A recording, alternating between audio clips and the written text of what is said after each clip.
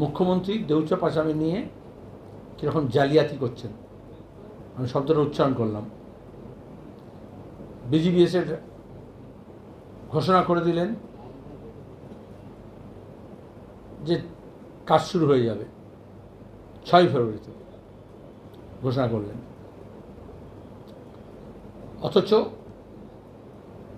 ওখানে মিথ্যাচার করলেন যে একেবারে যারা আদিবাসী মানুষ আছে, ওখানকার সংখ্যালঘু মানুষ আছেন, যারা ওখানকার তপশিলি জাতির মানুষ আছেন, তারা সব স্বেচ্ছায় জমি দিয়ে দিচ্ছেন। আইনে গত 2 দিন আগে দেখেছেন ওখানে জোর করে ফরেস্টের ল্যান্ডে গাছ কেটে গোড়াটাকে উলঙ্গ করা হচ্ছে, আর তারপরে 12 একর জমিতে পাথর খাদান করার চেষ্টা করা হচ্ছে। সেখানকার মানুষ, বিশেষত মহিলারা, আমি কুর্নিশ জানাচ্ছি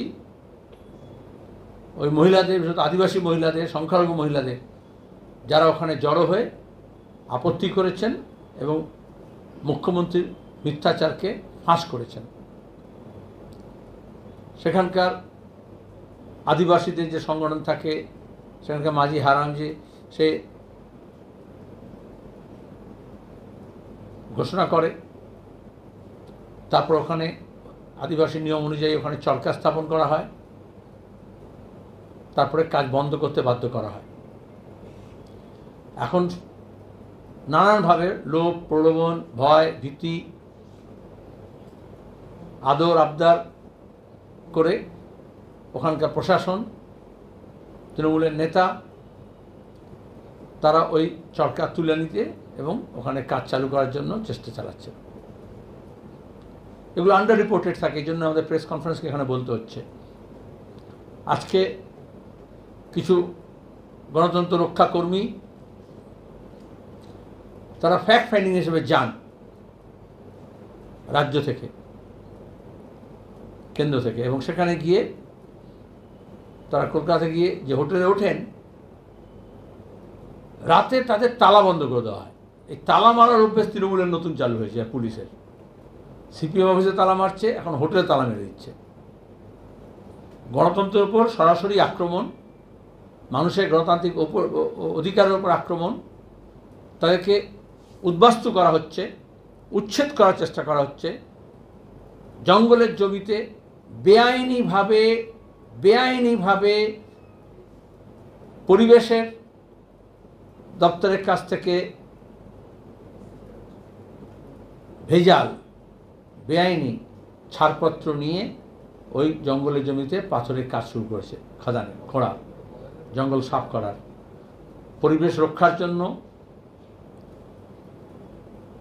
উচ্ছেদ রক্ষার জন্য, ওখানকার যে হ্যাবিটেশন আছে, যে বাস্তুতন্ত্র আছে, তাকে রক্ষার জন্য,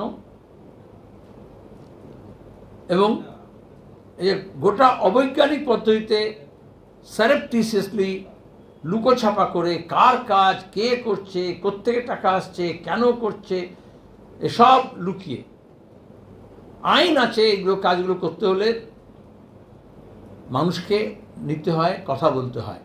ওখানে যখন আপনারা দেখেছেন ভিডিওগুলোতে আছে, যখন জিজ্ঞেস করছে কেউ আপনাদের সঙ্গে কথা বলেছে, কেউ কথা বলেনি, সম্মতি দূরের কথা, মিথ্যাচার করা হয়েছে। চাকরি দেওয়া হয়েছে, চাকরি দিয়েছে বলে না, আমাদের চাকরি চাই না, আমরা এখান থেকে উচ্ছেদ চাই না, আমরা এখানে আমাদের পরিবেশটাকে রক্ষা করতে চাই। তারপরে এদেরকে তালা বন্ধ করে দেওয়া হয়েছিল। সকালে অনেক হইচই চেঁচামেচি করার পরে তালা খোলে। তারপর তারা যখন যাচ্ছিল ওই অফিসস্থলে যাওয়ার জন্য, রিপোর্ট আপনাদের দেবে বলে, তাদেরকে তৃণমূলের নানা রকমের ভেকধারী লোকজন তাদের মারধর করে, আক্রমণ করে, মোবাইল ছিনতাই করে নেয়। এবং এটা যে প্রশাসনের নির্দেশে করছে বোঝা গেল, ইতিমধ্যে প্রশাসন গোটা এলাকায়, দেউচা পাচামি এলাকা, ইন্টারনেট পরিষেবা বন্ধ করে দিয়েছে। কেউ ওখান থেকে ভেতর থেকে খবর বাইরে দিতে পারবে না কী ঘটছে।